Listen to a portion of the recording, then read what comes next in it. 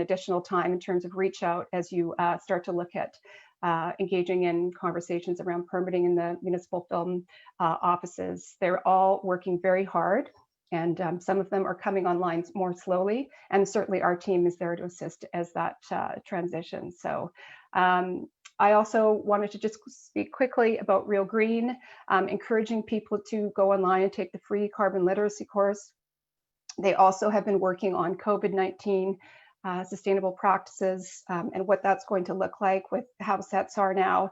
We're hoping that that will come online early next week, so please continue to check the Real Green website for that information. And the Clean Power Committee continues to work very closely with the municipal film offices around clean energy initiative, and there's more updates again on our website. And then also I wanted to just speak briefly that we know that there's been some domestic production that's gone into our regions in the last few weeks, and just huge kudos again to our regional film commissions up in the Okanagan, John Summerland, Vicki Weller and Thompson Nicola, and Joan Miller and Kathleen Gilbert on Vancouver Island, who've all been working really hard in terms of getting their regions back up and running in terms of safe return to operations. And so that's been successful. And overall, the Provincial Film Commission and Creative BC remains committed to all aspects of sustainability for the industry, certainly with our policy work with provincial government to support the success of BC's motion picture productions and economically return to safe operations and getting people back to work. Obviously environmentally through Real Green and finding ways to return safely while driving for greener practices on set. And also social sustainability, supporting anti-racism and work towards equity, diversity, and inclusion for the full participation and success of Black, Indigenous, people of color, LGBTQ2, people with disabilities, and women in the workforce. A lot of work being done all the way around. And so that's my hopefully quick update. I'll have more information to share as we get into the Q&A, and I want to pass it over to Phil Klpawyk with IATSE 891. Thanks, Marnie. Thanks for that update. For those of you that don't know me, I'm Phil Klpawyk, the business representative of IATSE Local 891 and the 9,000 artisan technicians that make their living in the motion picture industry in BC. I'm also, as Peter mentioned, one of the vice chairs of MPIA, and I'm a vice president at the BC Federation of Labor. But before getting into this role, I worked on the floor with a lot of you people out there. I was in the lighting department. I was a gaffer, a rigging gaffer, a best boy, a console programmer for several years, and a lamp operator when I couldn't find any other work. But I did that for over 20 years. And during that entire career, I saw a lot of ups and downs, a lot of ebb and flow in the industry, but nothing compared to what we've gone through with COVID-19. For those who don't know, within 891, we saw about unemployment drop of 95% almost overnight. And it was a shock to the system for everybody. But interestingly, immediately, we saw the membership turn to self-care, supporting each other and reaching out through community action, sewing masks, delivering meals, doing all sorts of incredible volunteer work, which is really heartening. But then, you know, when we got to that phase, we started looking to the future, which is where we started working on what Marnie was talking about, the pandemic production guide.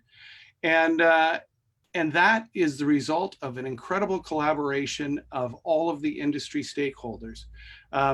With the help of Creative BC, WorkSafe BC, all of the major studios and their safety representatives, as well as their labor representatives, the Canadian producers and the independent producers, all of the unions and guilds, including ACFC, UBCP, ACTRA, Teamsters, ICG 669, and IATSE 891, plus the Vancouver Musicians Association. And on top of that, ActSafe, and to cap it all off, experts who do the jobs. We drew on everybody's collective experience to try to come up with a set of BC industry safe working protocols. And we are so close to the release of this document, and it's fantastic. It's probably more comprehensive than any of the other documents that we've seen in any of the other jurisdictions. And you know what the really interesting thing about it is? All of the major studios that have been participating in the creation of this document are also preparing to bring shows to Vancouver, to BC, and they're working on their safety plans. And now when I'm reviewing the safety plans that we're getting, I'm seeing a lot of cut and paste from what we've produced in this pandemic production guide. The PPG is based on, it has a general opening section, and then it goes into 13 distinct working groups, which have similar sort of challenges in the era of COVID-19. For example, we've kind of put performers with hair and makeup and costume, and they've worked out how they're going to actually do those sorts of tasks, and then come up with protocols for that. So when you see the guide, it will have very instructive ways to actually achieve work safely in this era of COVID-19. This is an incredible process that we've gone through, and there are still little things to work out, because ultimately Onset, the responsibility for the safety of the workspace ultimately relies on the employers. But we'll continue to collaborate in this process as we go forward, and ensure that that the workspaces that we're going back to are safer than the ones we left prior to COVID-19. The last thing I'd touch on is that you know, I get calls every single day now from producers looking for access to our availability lists. And they wanted to come here before because we had such incredible talent. We had stable tax incentives, great infrastructure, and support from the Film Commission. But now we've added on to that we have all of the citizens of British Columbia, plus an incredible directive from the public health officer, Dr. Bonnie Henry. And we have flattened the curve in British Columbia. We are so incredibly attractive simply because we all participate in making sure that BC is a safe environment to produce. You know, all of the challenges that we face going forward, I see them as another step in the logistics that we normally overcome when we do film production. We have some of the most creative problem solvers in the world working within this industry. And I think, you know, we have to give it to them that all of the people, all of the workers in this industry, all of the employers, we all get it done. And I really think that nothing else has ever made me more proud to be a part of this community. I'd like to pass it on now to Kori from UBCP ACTRA. Awesome. Thank you, Phil. Hi, everyone. I am Kori. I'm one of 2 Onset union representatives in the Film, Television, and New Media Department at the Union of BC Performers, ACTRA. We also have the awesome Chloe Thompson getting out on set right now as well. I did want to begin by acknowledging that I'm speaking to you today from the unceded territories of the Musqueam, Squamish, and Tsleil-Waututh nations. So for me, what I've been experiencing since the beginning of June, I've been on around a dozen different sets shooting here in BC, all the way from Whistler to the Lower Mainland to the interior in the Okanagan.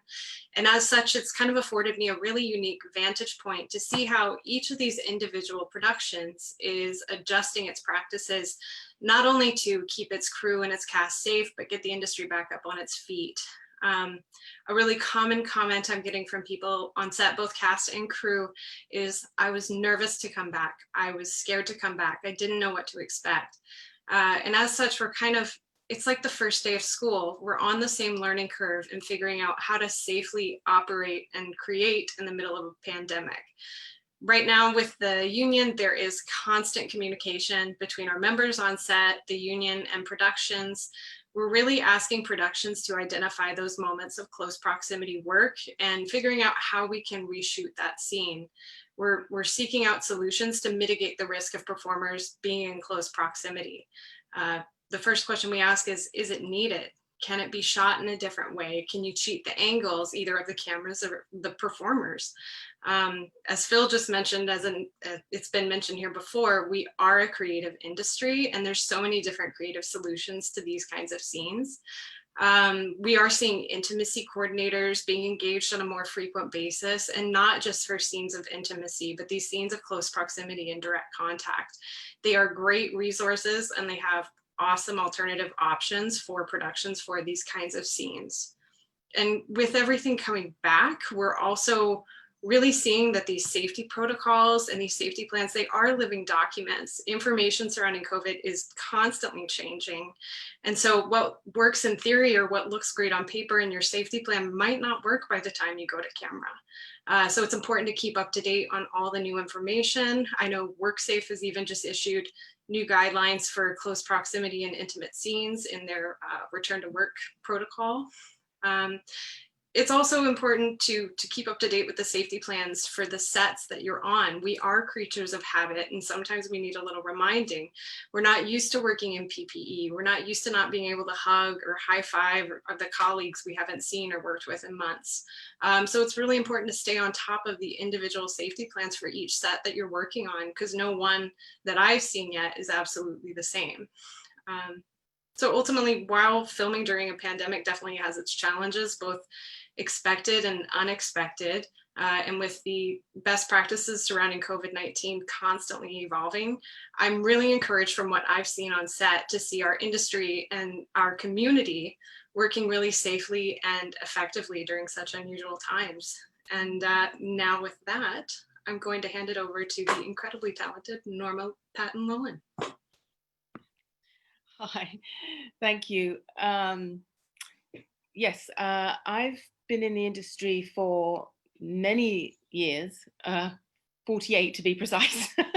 And so I've seen a lot of changes, and this has been something that is challenging everyone on a level that none of us could have even imagined. In the makeup department, as you know, we work very, very closely with the actors, and particularly for makeup, we're right in their faces. So we have taken it really, really seriously. We've, as a group, we've been taking individual courses in various sanitization courses with different companies, so that we can really, really get ourselves up to speed and feel that we are totally on top of all of this. It's very, very important to be safe.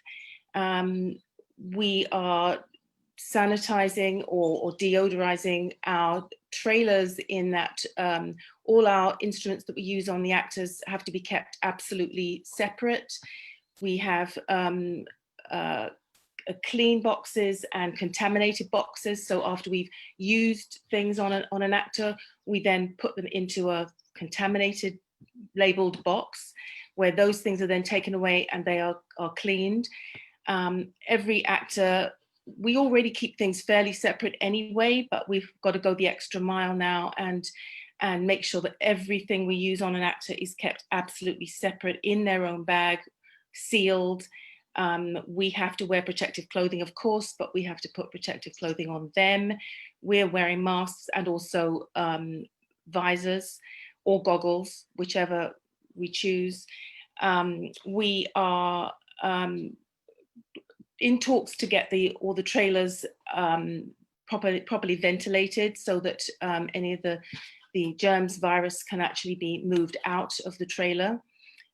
We have to be very, very sure when people come into the trailer that they are already clean, as it were, to come in, and they sit in the chair, and that has to be cleaned before each actor, in between each actor that comes in. It's like working in an operating theatre and beyond. All the products now, we have to be single-use products. We've never double dipped, but we've had things like powder compact, for example. Every single person has to have their own. We cannot use one and spray it to sanitize it for the next one. It has to be separate. So the cost is going to be much more for the production, actually, as we have to buy multiples of everything that has to be kept separate. We have to make sure that anyone coming in to help us on a daily basis is up to speed as well, and that they know exactly how things are and how clean they can be, and how sanitized all their equipment is. It may mean providing things for them too in certain instances. So we are doing our utmost to try and make everything as absolutely clean and non-contamination free as possible. we take it very, very seriously. And as I said, we work very, very closely with the actors, and we have to make sure they're pulling their weight too and keeping as safe as they can. They normally would come in and sit with their cell phones or their computers and on their laps. That can't happen anymore. We have to be very, very strict about all of that. So I hope that gives you a little bit of an insight into what we're doing, and obviously we'll be taking questions later, and I'll hand over to Kate Green. Thank you.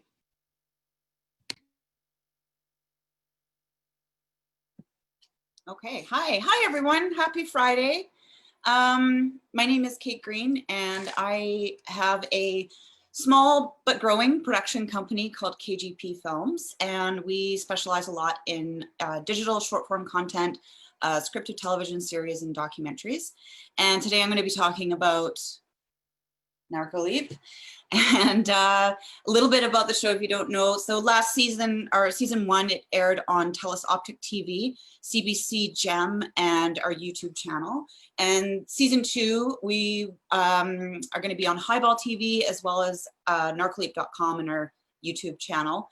And the perspective from which I'm talking today is basically, well, we were all set to go into season 2 when this whole little thing happened. So I don't know if we're not obviously the first to go back to filming, but I think we might be the first low budget BC indie project to go back. So where we're at right now, we've got our safety officer, we have a plan together, we've submitted that to ACTSE, and it's being reviewed at the moment. And of course, we're looking forward to the guidelines as well.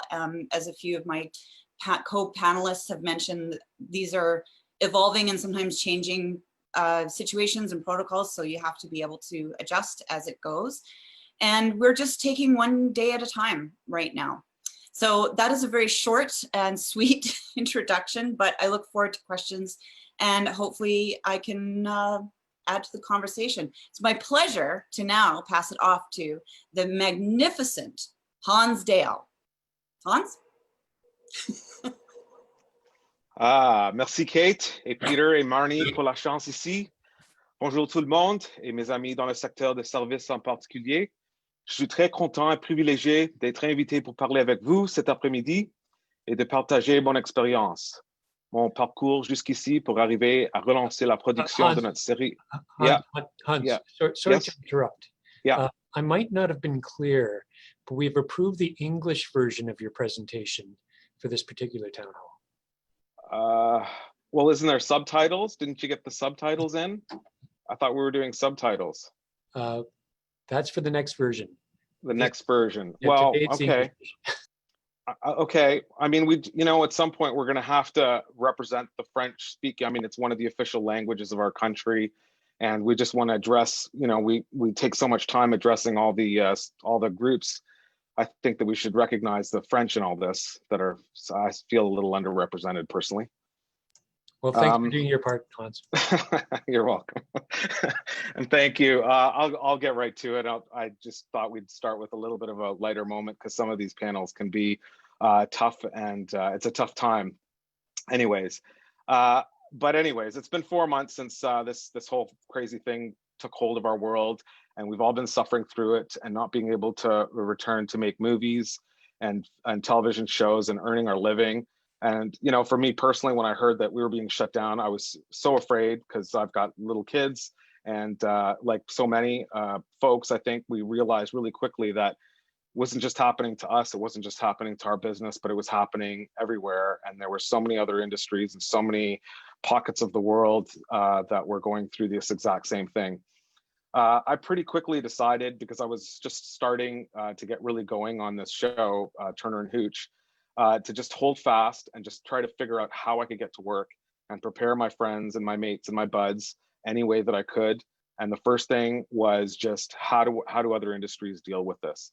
So I immediately started fishing around to talk to people and found great occupational health people to advise me, hygienists and people that understood public health very well and how it affects the workplace. And, you know, I actually was going to just stop being a talking head here, though everyone has been so inviting to me here today.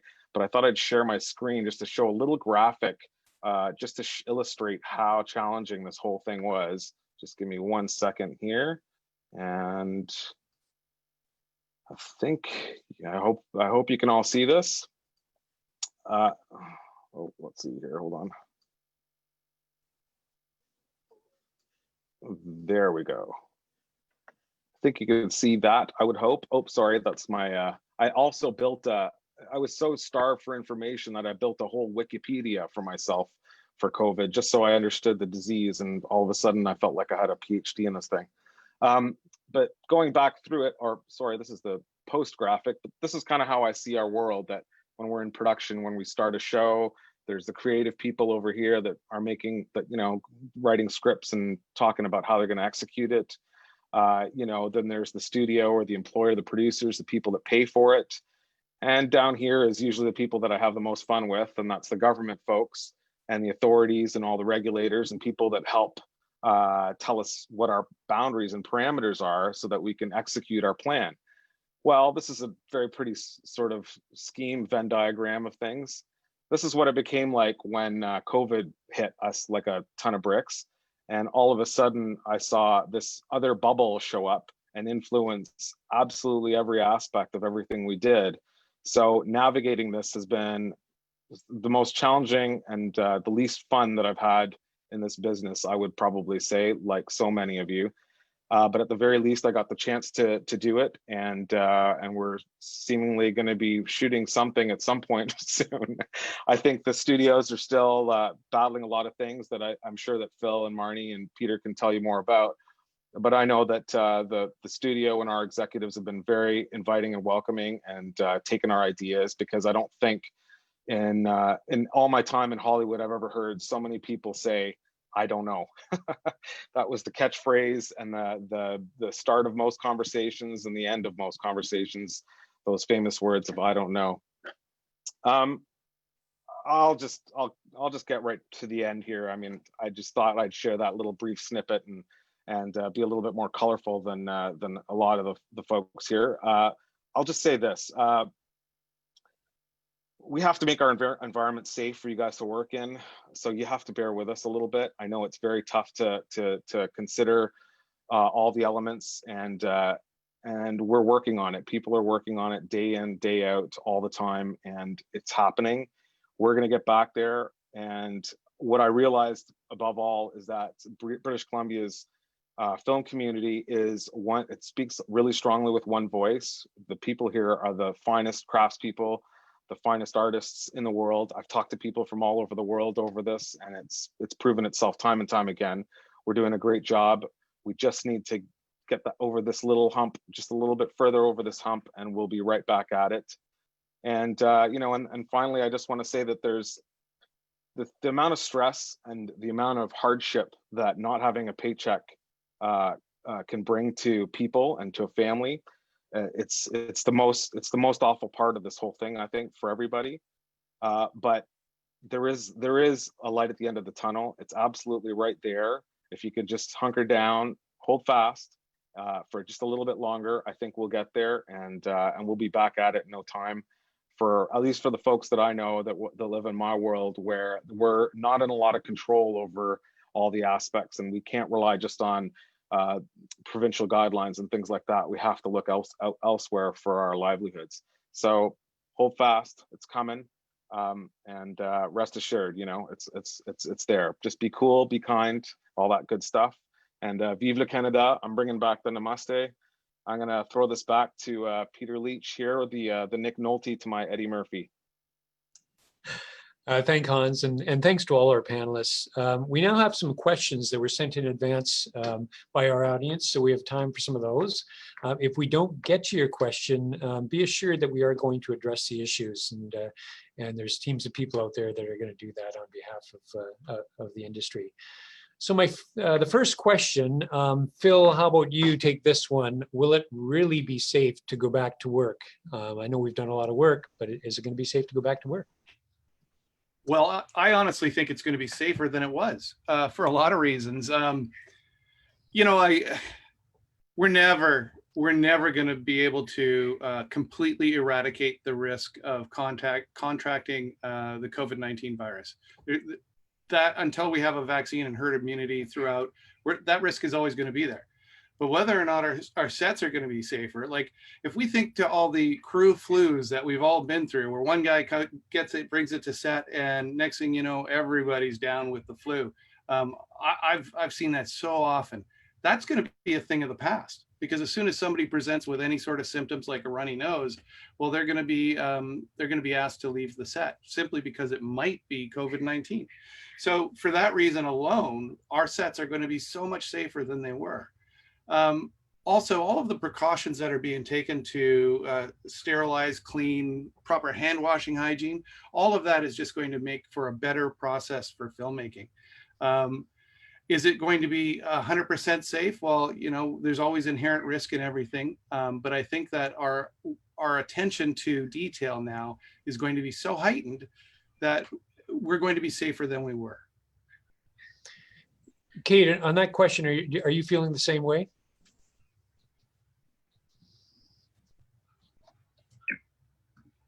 Sorry.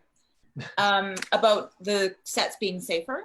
Yeah, absolutely. You know, and we've, you know, like some of us have said before, there's a lot of creative and smart people that work in this industry, and now we're putting that creativity and knowledge and brains towards making sure that things are safe and that they are going to be cleaner and better than they were before. I totally agree. Great. Thank you. Our second question, do you think we will see more business that was slated for Los Angeles, Georgia, New York will end up in BC as a result of our much better track record in managing the pandemic? Marnie, why don't you take that one on? Sure. Thanks, Peter. It's a great question. Yes, would be my short answer. And we certainly are seeing that now. We're seeing shows that we're set to shoot in Los Angeles or Atlanta or New York, which are all fabulous jurisdictions. And, you know, our colleagues are around the world in North America, and we have been working very closely with the AFCI on that. So, you know, it's great to see British Columbia coming back, and we're getting lots of inquiries. We wish those other jurisdictions well and want them to also see low numbers. And there's, you know, families and our fellow colleagues in the industry working around the world. So we are seeing a big uptick. As I said, most shows are set to return here. We've got a lot of other features, series, etc., that are looking in, and some great domestic production as well. So yes, and just, you know, riffing off of that is that we have been working really closely with some of the other jurisdictions and other areas, and with the Association of Film Commissioners and with the LMGI, and having conversations with them as well, and asking what's happening in their regions, and all sharing information. So, you know, I'm hoping that all production gets back up and running around the world and in North America as well. So. Thanks for that, Marnie. Peter, the difference there, of course, is what Marnie just said, is it's the community transmission rate. And in BC, it's not all of us film technicians. It's the fact that we all go home, we have outside social groups that we intersect with. So we're all bringing that back. And it's not even us. So when producers are looking for a place to come, they're looking at the rest of BC, who we intersect with. So, you know, we got to really hand it to all of our family, all of our friends, and the citizens of British Columbia everywhere. Thanks for that, Phil. Okay, question number 3. As a BC indie low budget producer that doesn't have the finances of a major studio, how are you dealing with the added expenses of safety while following COVID protocols on set? Kate, that sounds like your question. Yeah, it's a good question. I'd like to say, first of all, that we're not a big studio show yet. And that actually does tie into my answer to this. So yeah, we don't really have a margin for error. And of course, when we set out, this was not part of the budget at all. And so what I have decided to do is to do a crowdfunding campaign, Indiegogo campaign. And I am fully aware of how difficult that is, seeing that people haven't worked, and I'm completely not ignorant to that fact. But If you do want to see how we've positioned the campaign, if it might be helpful for other producers, it's on NarcoLeap.com. You can go there and check it out. But the other side, if you have done a crowdfunding campaign, you know that the other side of that coin is to also engage the audience and build the audience. And we're doing that because we're developing it into a television series. So that's why I say we're not a big studio show yet, but when we are, we'll have an audience and some great materials to pitch. So why don't I turn that around a little bit? Hans, you're doing a bit bigger show. How are the finances being impacted as a result of COVID on a bigger show like yours? Well, you know, I was going to talk about it a little bit, but of course I was taking up too much time earlier. It is a very expensive endeavor for the big studios. And I want to say too that we are emphasizing our local standards and what WorkSafe is asking of us and what our own labor organizations are asking of us. But the studios have a lot more to lose in the sense that, you know, the exposure for them is higher. So they're very rigorous in their ask from us. And they're very supportive, of course, financially they can be, but they've got a lot to lose if something happens. So they're being very proactive and positive about elevating that standard even higher than what the jurisdictions are asking, or because they're blanket, you know, the corporation, for example, Disney in our case, it's all over the world. So they're taking information that they're getting from all over the place, and that's informing how we spend our money for safety and mitigation. So I think it's a great asset to have, and like everyone's saying, that we're going to get to that place where things are cleaner and the standards way higher, and it's going to happen from both ends. That's the great thing about BC, is that we've got that low fi independent thing happening, and as well we've got that information, that kind of stewardship from the big studios, because they've got a lot more resources. Great.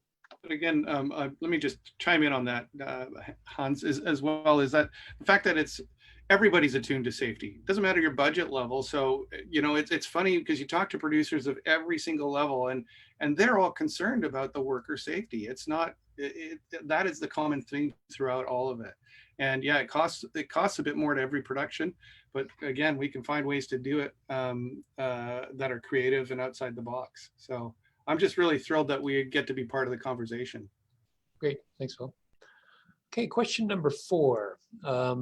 Kori, this one's for you. How is production utilizing the use of day players, both principals and background? And will there be less opportunities for these roles? I mean, certainly from what I've been seeing on set, it's, I know there was a fear in the beginning that these kind of day player roles would be completely eliminated. We wouldn't see them anymore. And it's really not the case in what I'm seeing in terms of, you know, I've seen numbers for background anywhere from 4 to 40. Background are still being used. When it comes to principal performers, I'm still seeing those day player kinds of roles. In terms of how background holding is set up or green rooms are set up, that's definitely a bit different than it was before, where I'm hearing from background performers that holding is some of the largest holding they've had, because they're really trying to allow for that physical distancing, and it's some of the cleanest holding that they've had. And when it comes to principals, I've had shows, I've seen them renting nearby Airbnbs so people have their own space, utilizing homes that have a room, so each performer has a separate green room or separate spaces for your series leads and your day players. So I mean, productions really are working hard. I mean, certainly we're not seeing the 150, 250 person days that we were previously, but there certainly has not been an elimination of day player roles. Great, thanks for that, Kori. Okay, here's one for you, Marnie. Have any recent shows that you're aware of, shooting in BC or even elsewhere, been shut down as a result of not following COVID rules, or as a result of someone testing positive for COVID? No, not that I'm aware of or that our organization is aware of. We're working very closely with WorkSafe BC, and obviously with all of our labor organizations and CMPA and the commercial industry, CPOC, and again, our regional film commissioners and our municipal film offices. So we have a pretty good beat on what has been filming, and are hearing back from productions, from commercials to domestic productions, about how things have gone and what they've learned, and the recommendations that WorkSafe has given when they have visited set. So, you know, fingers crossed, not as of yet that we're aware of, you know, so yeah, none as of yet, which is really good news. So Phil, I suspect, you know, in the pandemic guide, there's certainly protocols in place, and in case, you know, someone does come down with something, I guess it goes into isolation and contact tracing, et cetera. Any Yeah. comments on that? Yeah, certainly. Not only in the pandemic production guide, but in all of the safety plans that I've been reading. And I've been fortunate that almost all of the producers that are setting up offices have been sending in their safety plans for us to actually review and to give them thoughts if we had any issues with. But they all deal with people who develop symptoms either on set or offset, or attend to the workplace and then become sick during the day.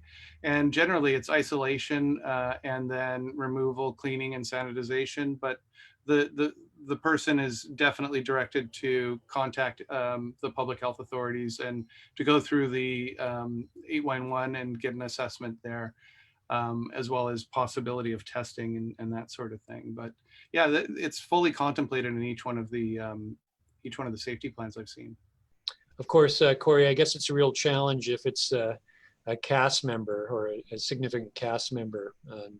Maybe Kate and Hans could weigh in on that also. Yeah, I mean, I'll hop in there first. It definitely is a major fear, and that's a common comment as well that I'm hearing from productions is if something happens to one of our cast members, if one of them goes down, we go down. There's not really any replacing. So it is a large concern for sure. And I guess a priority in terms of safety precautions for sure. Yes, of course. I would add too, I mean, for us, that's our number one driver of how we're thinking of, you know, I always say to people that come to start working in film that what we shoot is the key thing of why we're there. And if we don't have actors, I mean, if we're still photographers or if we're shooting documentary films about nature, then that's one thing. But really, most of us are earning our living from telling stories, fiction stories, and that's where a lot of the big money is. And we need actors for that. So if we don't have actors that are safe and healthy and comfortable, we're not getting performances out of them. We're not getting, we have to rewrite stories and things like that. It's all impacted by what happens in front of the camera. That's the root of our whole business, in my view, in this world, at the very least, in service production for sure. And so without having that safe space for performers, the whole thing's bunk. So just imagine, that's what I would also say to locations, for example, when we go to shoot on location, we tell them, if we don't have this very safe and have managed the risk as much as possible in that space where we're shooting, we're not going to be able to be successful. It just won't be successful. So it's a very sacred space. Thanks, Hans. On top of that, Peter, there are key creative people that are not replaceable, like Norma, for example, that work within the crafts that I represent. And I have heard of productions that are putting entire secondary crews on retainer just in case somebody can't come into work for one day. For example, if they have a camera operator, they'll have a B camera operator, but no B camera, and that person will be paid to stay at home. And if the camera operator becomes ill, then the B camera operator would step in to fill the shoes. It's a challenge for certain, and we have to maintain that safe circle. But you know, that's one way of solving that problem too. Okay, next question. Norma, as a makeup artist, I sort of look at your relationship similar to a dentist-patient relationship in terms of proximity. So what special protection? Are you going to look like a dentist, or what would be required to allow you to be in a close proximity? And what steps do you take if someone appears that they may not be well? Well, firstly, if somebody appears not to be well, then that would have to be reported to the COVID officer, who would then take it to production. If it was a cast member, obviously, as we've already said, that's a much bigger deal. That could cause the shutting down of production. If it was one of my team, then we would hopefully be able to stand in for each other. So, but it has to go to the COVID officer first to make their decision on that. The precautions we're taking yes, we're dressing like surgeons. So masks and also visors or goggles. We've really not using gloves so much. There are certain situations where we'll use gloves, but washing hands frequently and for the allotted time that we all know about, you know, singing happy birthday or whatever, that is much more effective. And that's a case of washing hands before the actor comes and sits in the chair, and they have to do the same before they come in. Everything, as I said, has to be kept completely separate in separate containers, labeled containers, one-use items, disposable. We're just getting used to recycling and all of that, and now that's gone out the window. We have to actually now have lots of disposables. So it's not very cost effective, but we have to do that. We have the choice. I will for sure be wearing some kind of a like a lab coat, something like that, to cover my own clothes, that I don't have to worry about my personal clothes being contaminated before I go home. So keeping our spaces, normally would have our makeup stations set up with everything that we need to do the job, but now everything has to be put away into individual containers inside drawers and cupboards and brought out for each actor. And the sanitized or disinfected is a more appropriate word actually, between every single cast member. Everything has to be completely clean, and that takes time between each person. So that's adding on to production time as well. So, but we're also doing, I'm in touch with 706, which is the LA union, and also the union in England, because I belong to all of them. I work in both places. I work down south as well. So I'm liaising with them and finding out what their protocols are and trying to implement those within our own protocols here, so that it's across the board and we're all up to speed. So great. Thanks for that, Norma. Hans, this is with your job as a location manager for so many years. What are the steps we need to take to give those that own or manage property confidence that everyone will be safe if they allow us to use their locations? It's a great question, and it's a pretty key one, because without our locations, we really run out of places to shoot in a quick hurry. I think that we started a group with Creative BC and a lot of location managers to make sure that we were getting the right information, because I think that's a key thing about how to plan for preparing a location when we have such small turnaround times. So communicating to them that we're well researched and well thought out, and that we have information that's accurate, and we have information that's standardized and respects their standards, because a lot of especially larger institutional locations have their own requirements that we have to meet. So I think that stuff is important to communicate. I think, again, I'll go back to saying that a lot of us that work in service and have the money to go to a lot of different locations to shoot, the companies themselves have very high standards, exceeding WorkSafe's asks and things like that. So they've got protocols and outlined very strict guidelines around how we can work on location, because of course they're worried about their liability and their concerns there and the risk to them. So I think it's about communication. It's always a principle, location management, to communicate very well, to have good standards that are across the board and universal. And I think we've done that here locally, and I think that it's actually raised the level internationally too, because we have shared that information with our colleagues and friends at the LMGI, which is a great avenue for us to speak to people from all the different jurisdictions. So yeah, I'll go back to communication, Peter. That's the number one thing that we can do, is just keep that conversation going, making sure that we're well informed, and honoring what people ask of us, which is something that we always do. I always say, and I think a lot of locations people always say, always leave the place better than you found it. And that's what we're going to carry on doing here in BC. Good stuff. Okay, thanks, Hans. Kate, you're a creative producer. So how has the creative changed or been influenced as a result of the pandemic? Yeah, good question. It's actually been something that I've really enjoyed. It's been fun to kind of figure out, how do we socially distance? How do we make the scene still work creatively? Maybe just I can give some examples. For instance, you know, driving scenes, you know, no longer do we have 3 actors in a vehicle together. They've pulled over on the side of the road and there's a flat tire, or our big kind of ending finale happens at like a safe house, like a mansion. But, you know, we've turned it into a summer home. So everything's covered up in plastic and sheets. We've got soldiers now that are coming in that might be wearing balaclavas. Just, you know, the ideas like this that you start kind of spitballing and try to make it work and still get your story across.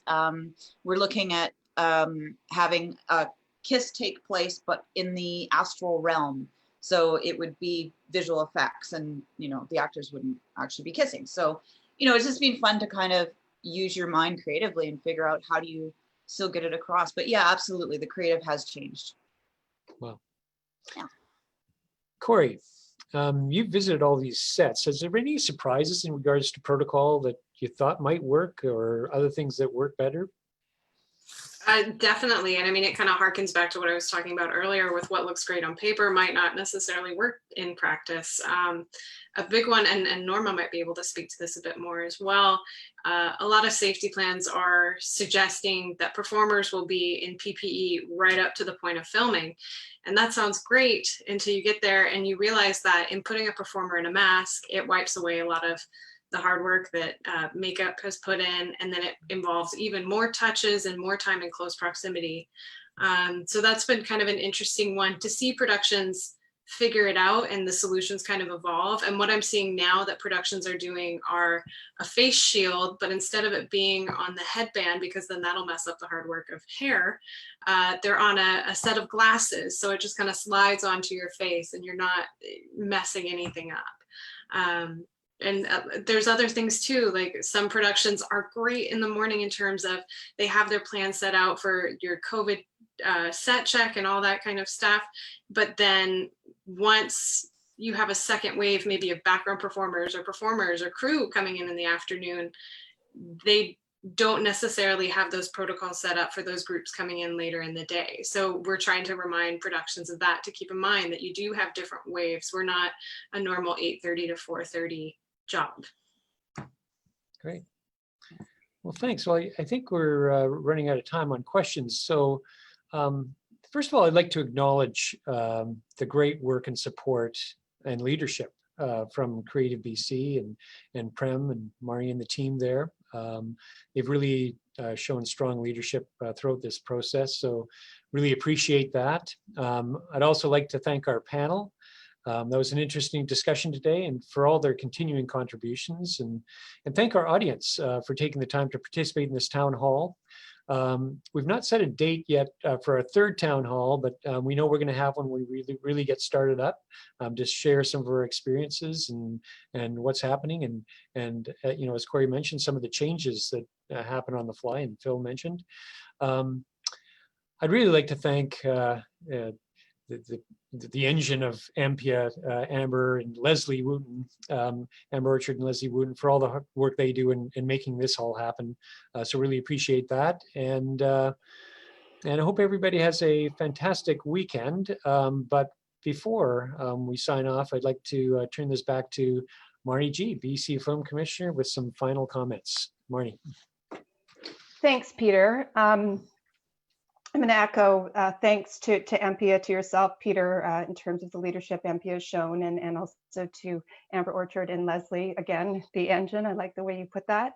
I just wanted to say quickly, again, just thank you. But before I do, I just really encourage everyone that's listening today, tuned in to, you know, hopefully there was some answers to the questions, and I think one of the panelists said there's a lot of I don't know still, but I really encourage everyone to don't hesitate to reach out to your labor organization, or to CMPA, or to Creative BC, or to AMPIA, to our Film Commission team. If there's something that you've heard that doesn't sound right, or you're you're not getting the information you want. We don't have all the answers by any means, but there's a lot of misinformation out there. And I think there's, you know, all of us have been scared, and we start to hear things, and it kind of takes off.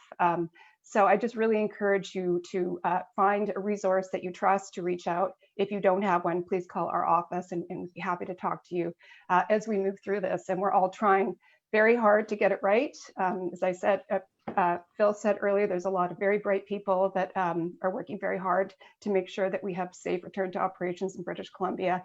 We're going to have to probably pivot a little bit from what we think is going to work, but there's a lot of people that care about the industry here and its safe return to operations. So please don't hesitate to reach out, because we're all here.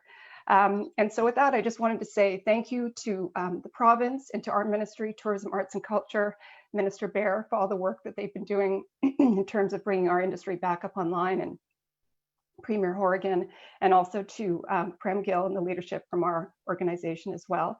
And huge thanks to all my panelists, fellow panelists as well. And I really look forward to our continued work together. And happy Friday. Thanks all. Thank you.